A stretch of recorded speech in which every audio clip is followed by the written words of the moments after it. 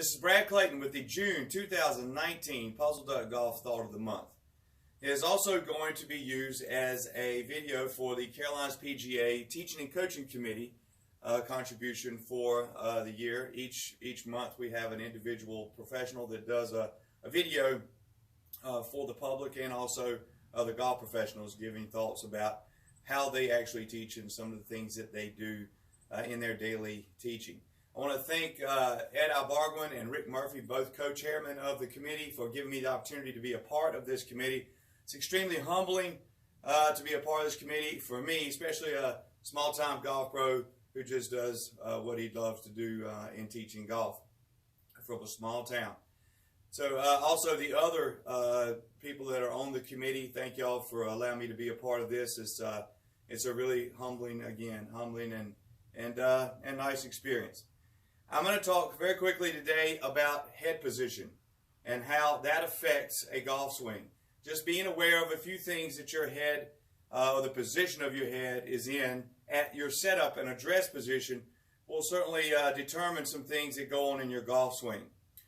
A few of the things that can be done, or that your head, the positions that your head can get in, are when your head gets a little bit low, or your chin gets a little bit too much down in your chest. That will inhibit your ability to turn properly. That means if you're looking a little bit too down, your spine's a little too rounded over, so your posture's a little down. It really makes it difficult to make a complete turn in the backswing, and also makes it very difficult to get through the golf ball. So I like to see people keep their head up nice and tall, a little space between your chin and your chest. That doesn't mean arching your head up, but that just means getting your head up in line with your spine in a nice, tall, athletic posture so that your back is nice and straight. Another thing that I tend to see people do with their head is tilt it. So when you get set up, your back hand, if you had one, is lower than your forward hand on a golf club. That will slightly tilt your spine backwards. In that position, sometimes people tend to get their head trying to stay what's equal or perpendicular to the center of the earth and get your head square. Well, that actually takes you offline of your spine. And what happens when you had your head cocked this way and your spine going this way is it will tend to make you lift and tilt forward in your backswing. So you get up, which makes you counter move in the opposite direction coming down, which has your golf club trying to go one way and your body trying to go the other. Very difficult to make an athletic swing that way. So I like to make sure that someone's head or their nose is in line with their spine so that they have a nice straight line here and it's not cocked to the side. Also, something that's done in the past is some people like to take their head and tilt it slightly to the right or to the back. Jack Nicklaus used to do this. I'm personally not a huge fan of that, but it does allow you to get a larger range of motion in the backswing. For me, it just gives a little bit too much range. I like for your head to stay square onto the golf ball rather than swiveled away or even swiveled this way, but just nice and square so that it determines how much you can actually rotate in your backswing relative to your flexibility. I personally am a big fan of shorter swings over longer golf swings all day long. So, the things I like to make good attention to are, again, your head being square to your spine, not tilting to the side, but straight ahead. Your chin up nice and tall, so you've got a little space here, not arched up, but just nice and in line with your spine, and having your head square to the ball and not swiveled off to the side.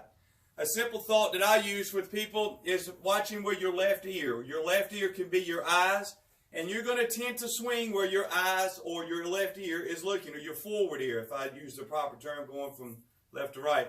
And that is that if my forward ear looks out away from the target for a right-handed player to the right, away from me, I'm going to tend to swing in that direction if my head stays there.